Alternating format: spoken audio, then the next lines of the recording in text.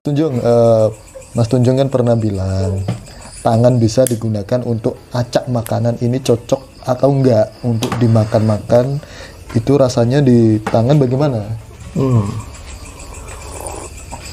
Bukan acak tapi melacak. Melacak ya. Jadi dalam anatomi dan fisiologi Jawa, tubuh kita tuh memiliki 4 alat detektor itu, mendeteksi ya. Satu itu telapak tangan, telapak kaki. Ya. Kedua adalah lidah. Nah, lidah ilat loh. Ketiga kemaluan. Keempat hidung. Makanya darah panggondo, pangroso itu. Iya, iya. Dari panggondo akan mempengaruhi pangroso itu. Cara menghirupmu salah, rasa pikiranmu rusak itu. Jasad ambune batang, terganggu gak kira-kira? Gitu kan? Ya 4 itu. Nah sekarang kita mendeteksi menggunakan tangan dulu. Makanya nek eneng panganan, neng ngarepe jenengan nggih, ada dedaharan atau makanan begitu, jangan langsung ragus. Cara mentreatmentnya disentuh dulu, plek begini. Nanti ditekoni panganan yang ada di depanku atau makanan yang di depanku ini selaras nggak untuk tubuhku saat ini. Saiki panganan sing nang ngarepku iki iso nyelaras marang bleger badan sariraku apa ora? Templek ke tangan. Ditunggu 1 menit 2 menit. Sembari meneng jumeneng. Itu kalau memang makanan ini tidak selaras untuk saat itu kamu makan, tiba-tiba kowe kehilangan mood atau antop-antop dewi. Atau ya jangan dipaksa dimakan. Tapi nek kowe bingung neng kono mergo diundang ya njumuke saithik nggo patut-patut. Dadi wong Jawa ki ning apa? Unggah-ungguh begitu. Gak apa-apa dijukuk saithik. Tapi aja dipaksa karena tubuh menginstruksi dia tidak sedang butuh makan zat itu. Bener. Mbok peksa, tangan wis nginstruksi mbok lebokne ilat, so dadi malapetaka ini. Dan nek kowe ora iso digondo. Diambu atau ditemek titik nek ketok ini kan saru, ditemek titik nggo sendok. Sedot dulu diambu. Kalau setelah diambu itu mempengaruhi sistem otak brain gitu. Gak saya terus ki. Aku juga mood, gak saya terus ki. Minum saja atau apa gitu. Terus nek saka saras siji keloro ki mang sik urung peka, ya gak apa-apa dipangan. Nganggo ilat. Iya toh, dipangan nganggo ilat. Set. Wis diunyah toh, ditunggu Mas. 10 menit, 20 menit, 30 menit. Ada reaksi apa? Nek bar kuwi wetengmu murus. Gitu, perutmu senep sakit, terus kamu malah jadi ngantukan, ngapa-ngope, gak lincah, ojo diteruske. Berarti makanan itu tidak berkarma bagus untuk tubuhmu. Mungkin di saat itu atau selanjutnya dicatat, zatnya apa itu makanan ini. Aku nek mangan bakwan kok ini. Berarti ada desain tubuhmu itu tidak berkarma dengan kandungan makanan itu. Untuk di saat itu atau memang itu untuk selamanya. Jadi zat-zat tertentu iki aja mbok lebokne wong. Dadi awakku iki aku gak iso makan iki. Jadi wis instruksi tuh, rasa nunggu dokter. Jadi badan itu sebenarnya sudah peka ya, sudah cerdas ya. Tubuh ini sudah cerdas. Tapi sebaliknya, nek bar mangan kok kowe malah lincah, berpikir jernih, gak ngelokro, neng awak penak, lanjut no. Berarti sari-sari makanan itu memang didesain untuk tubuhmu. Di saat itu atau untuk berkelanjutan. Itu contohnya. Ini termasuk juga tradisi untuk memberi jeda, eling lan waspada. Di segi aspek pratiwi, sari makanannya dimasukkan atau mutmainah. Sedulur kita mutmainah itu harus dikendalikan.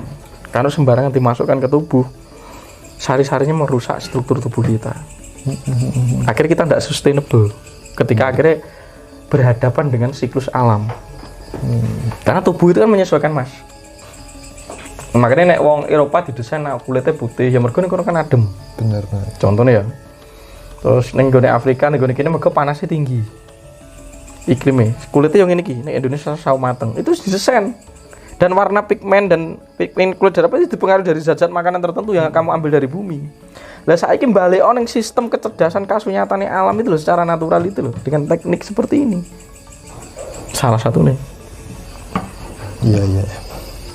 Berarti setiap orang itu didesain sesuai kultur mereka tinggal Mas ya. Oke Mas. Next ya, apakah semedi bisa untuk mengurangi nafsu atau belanja atau makan bahkan seks. Jadi begini, rumusnya kepada energi. Energi itu kan bensin itu. Ya. Ya. Jadi ketika energi kita mengalami defisit, pikiran dan perasaan itu liar, ahangkara dan manah itu liar. Nah, ketika itu terjadi liar, ya, berarti tandanya tubuh itu kekurangan energi, maka dia butuh insentif energi. Salah satunya apa? Nafsu makan. Jadi dia mengira makanan itu akan mengembalikan fungsi energi. Atau nafsu birahi. Atau nafsu ingin diorangkan, egoistis. Itu sebenarnya kekurangan energi. Sebenarnya. Tapi nek uangnya dalam kondisi prima, atine seneng, dia tidak akan reaktif seperti itu. Nek seks itu kan birahi tuh. Iya. Tapi ketika birahi itu sudah berada di luar jangkauan atau bukan pada tempatnya, itu jenenge nafsu. Karena birahi itu pindah ning pikiran. Akhirnya goro-goro bayang nih sing ngeres, kowe ngaceng. Lah itu berbahaya itu. Berarti pikiranmu yang berbahaya. Tapi nek kebetulan di tubuhmu ritme nek esuk kayak ngaceng dhewe kae, itu enggak masalah, itu ereksi. Itu tanda tubuh menyesuaikan dirinya. Lho nek esuk ngaceng, wadohe nun sewu. Tiang setri wong wedok ki nek esuk keduten. Mesti enek ya bibir kemaulannya pasti kedutan, itu reaksi. Tapi nek wis pindah ning pikiran itu hawa nafsu, itu yang harus dihindari. Nah caranya nek wong zaman biyen tirakat atau semedi itu meningkatkan level energi agar 4 elemen yang membentuk nafsu ini mengecil. Nah tujuan dari meningkatkan energi, tujuan dari berspiritual itu apa sebenarnya? Kita keluar dari siklus planet kita. Siklus planet kita itu sifatnya yang ngono kuwi Mang, sing tak jelas Mang. Nah ketika kamu bisa semedi, kamu merdeka lah, itu diarani kemerdekaan batin ki ngono kuwi. Oke. Akhirnya merdeka dari serangan hawa nafsu yang terkutuk kita sendiri, bukan musuh di luar diri kita. Nafsu kita sendiri musuh pertama nih. Itu benar, itu yang disanjangkan Rasulullah, itu benar itu. Makanya beliau ngomong musuh terberat itu hawa nafsu, perangi. Ya benar, karena itu aspeknya menguasai otak dan emosi kita. Makanya nih disanjang ke meditasi apakah bisa mempengaruhi kualitas blonjo? Apa iso nyudo nafsu sing atau apa? Bisa ya. Tapi tidak bisa menghilangkan dorongan birahi. Tidak bisa, karena itu naluri alamiah. Makanya saya bilang seks itu relaksasi, Mas. Artinya seks itu relaksasi, itu energi treatment relaksasi. Lah gara-gara ada budaya dan pendidikan yang salah saja terhadap seks, ini yang menjadi malapetaka. Wi padha we blet nguyuh tapi kon ngempet, dosa we nek nguyuh. Nah, yang dimaksud relaksasi dalam seks itu gimana, Mas? Nah, seks yang kamu temukan itu kan seks yang akhirnya memilih hubungan antar pasangan. Padahal kamu bisa melakukan seks dalam tubuhmu. Atau disebut fenomena estatik. Saat Anda tekun meditasi dalam jangka waktu yang lama, tubuh itu mengalami libido naik. Gak apa-apa itu. Energi feminin naik, energi seks. Iya. Itu bahkan di dalam tradisi Bhairawa, gitu, Theravada Buddha itu iso ngetokne ejakulasi sendiri. Tapi nanti nek wis diperhalus, dia tidak akan ejakulasi lewat sperma. Tapi apa? Pineal gland, cakra ajna, seger ning awak. Akhirnya dia sudah menemukan kenapa para vitara, para salik kuno itu senang memejamkan mata, senang menyendiri, karena sudah menikmati candu seks terhadap dirinya sendiri. Itu dalam aspek yang lebih tinggi dan panjang. Bedanya candu yang dilakukan seperti itu, apakah sama dengan halusinasi kita membayangkan sesuatu? Oh tidak. Beda.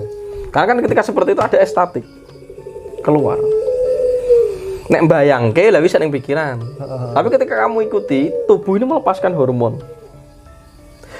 Jadi uripmu nggak reaktif, nggak reaktif. Enek wong nesu neng kowe, enek wong ngelok neng kowe, ya guyang. Muga wis nang jero ki stabil, Mas. Anane awake dhewe nesu kemerungsung berlebihan, itu pasti dalamnya sudah tidak stabil duluan. Nah, nek pas meditasi ora bayang, ki nek bayangne iki jenenge onani, itu nafsu. Nah, ketika kamu membayangkan, kamu mengeluarkan energi lagi, boros meneh. Dan nyapu mending, makanya kowe daripada kowe ndelok film BF, ya ndang rabi wae. Kono iku padha wae implikasine. Padha wae kuwi yo kecanduan, malah kuwi bermasalah. Akhirnya mempengaruhi mental disorder kan namanya kita. Akhirnya mengalami alam penyakit mental gitu loh. Makanya nek sing teko Mas nek onani kuwi apa ndek hukume? Kuwi dosa apa ora gitu. Iya. Kuwi dosa apa ora gitu. Dosa dan tidak, Mas. Itu tergantung dengan kualitas dirimu sendiri. Umpamane kowe onani terus kowe ngetokne pejuh gitu ya. Iya. Dalam rentan waktu tertentu dan kowe sadar karena kamu itu orang agama yang suci gitu ya. Berarti kowe gak gelem berzina ngono kowe ngetokne pejuh gitu. Ya ora apa-apa. Karo sapa meneh nyalurne dari mergo nek karo kowe kan ora oleh. Dalam strata di situ, makom di situ tingkatnya ora apa-apa ora dosa. Cuma sing dadi dosa menurut saya pribadi itu ketika kamu sudah melebihi batas tertentu. Lah sperma diproduksi saka sari-sari makanan dan hasil kamu recovery istirahat yang cukup. Terus bendina mbok sedina ping ngloco ping 7 terus wae lemes. Yo dosa Mas, wis dadi penyakit kok. Mlebu rumah sakit kuwi jenenge dosa kan penderitaan kok. Akhirnya ketika kamu seperti itu rusak. Ya saya setuju ketika film porno atau BF itu merusak mental, setuju saya. Karena aspeknya sudah disalahgunakan. Contoh ganja. Nek ganja ini menurutku disalahgunakannya yang bermasalah. Karena mental bangsa Indonesia itu urung ngerti padahal ganja itu dengan treatment yang tepat, ya toh? Kadar tertentu itu digunakan untuk anestesi. Benar. Tapi saiki didadekne ekstasi. Lah itu yang jadi berbahaya. Makanya sebenarnya mentalnya dan kecerdasannya sing didandani. Makanya undang-undangnya yang narkoba itu penyalahgunaan. Padha karo onani nek penyalahgunaan ya jadi masalah. Akhirnya mentalmu yang rusak. Gitu. Tapi nek kapasitas tertentu ya oke. Lah sedina ngoco ping 7 gek kowe dhewe urung istirahat, sperma itu dibentuk dari komojoe komorate ya. Komojoe sperma atau komoratenya perempuan itu dibentuk dari sari-sari makanan. Wis manganane ra sehat. Wis bocah kos-kosan ra tau mangan, ora tau istirahat, stres terus ngeloco wae. Lah nek lara lak mlebu rumah sakit. Ya nek lorone kejiwaan piye kan begitu. Itu kalau jadi dan itu harus diintrospeksi bareng-bareng, direkonstruksi bareng-bareng. Jadi pendidikan tentang seks, tentang narkoba, tentang hal yang dianggap tabu dan salah itu kudu lebih intensif dan mendasar. Ojo terus dianggap tabu, akhirnya malah wong ki bingung solusinya piye. Akhirnya malah mokal ngelakoni tindakan-tindakan yang disharmonis. Itu karena dia berada di dalam ambiguitas, ambigu. Karena masyarakat membuat dia ambigu, karena agama menawarkan ambigu kan begitu. Akhirnya terjadi mispemahaman, bingung. Ketika bingung malah melakoni pemerkosaan. Nuwun sewu ya kalau di nggone wong liar koyo wong bedugalan ya ora apa-apa kan itu jenenge wong dugal ora terdidik. Iya. Tapi nek instansi pendidikan tertentu apalagi instansi apa padepokan, kadewa guruan atau pondok ya aduh aku dhewe ngelus dodo kan begitu. Itu justru berarti ada sesuatu yang memang harus kita kita dandani semuanya ini. Gitu. Jadi orang nek wong menurutku itu aku gak iso Mas nek menyalahkan orang itu jahat itu enggak bisa. Setiap orang itu punya potensi jahat dan potensi baik. Kuwi duwe wong kuwi. Setiap orang itu punya begitu. Cuma saya gak pengen menyebut jahat dan baik. Loro. Jadi akeh wong loro. Jadi orang-orang yang seperti itu seneng dugem, seneng ekstasi gitu, seneng eksploitasi seks itu loro Mas. Itu sakit, mesake kan gitu. Makanya Soekarno tuh evolusi mental. Karena mental inilah step pertama manusia itu bisa menuju adab. Kalau mentalnya masih bobrok, ya berarti dia kan kualitasnya bobrok kan begitu Mas. Ya, jadi ngono kuwi tadi zina itu menurut saya ora usah ngomong soal seks yang jauh ya. Ketika hidupmu setiap hari menderita itu kamu sudah berzina Mas. Urip bendina kowe ora bersyukur, ora penuh cinta kasih. Zina. Itu zina. Jadi kesimpulannya zina itu kan kompleks menurut saya. Ini aku dulu ya. Jadi aja nganggo rumus kono. Nek aku dhewe mengarani zina itu ketika kita menjalani hidup itu tidak melibatkan Tuhan atau cinta kasih. Kuwi wis zina dalam setiap hidupmu. Akhirnya ketika kowe selingkuh karo wong liya, otomatis nek dikoreksi ulang, ya jelas zina karena itu hanya nafsu mesine. Duduk cinta kuwi. Karena ketika kamu berhubungan dengan pasanganmu, selingkuhanmu, iku kesiji mesti nafsu birahi, keloro mesti ikatan emosi. Kuwi dudu cinta. Akhirnya kompulsif. Akhirnya nek ditinggal nedek, Mas jatahnya ora dikirim. Akhirnya rusak tatanan iki. Karena saling mengeksploitasi keuntungan. Itu dudu cinta itu. Ya makanya nek diomongin selingkuh itu dosa karena itu zina, ya betul. Karena sekarang ketika diamati itu bukan cinta. Itu saling mencari keuntungan di level nafsu, level materi. Level rasa aman, nyaman. Diopeni, sing diopeni emosi nih. Sing wedok ya pengen golek butuh saka sing lanang dari aspek materi, sing lanang pengen golek butuh dari aspek seksual. Itu bukan cinta. Itu emosi, itu hawa nafsu. Ya jelas itu tidak dianggap itu zina. Jadi zina itu ketika kita, menurut saya pribadi, ketika kita melakukan apa-apa dalam hidup itu tidak melibatkan Gusti Allah atau cinta kasih, tresno dalam hidup kita.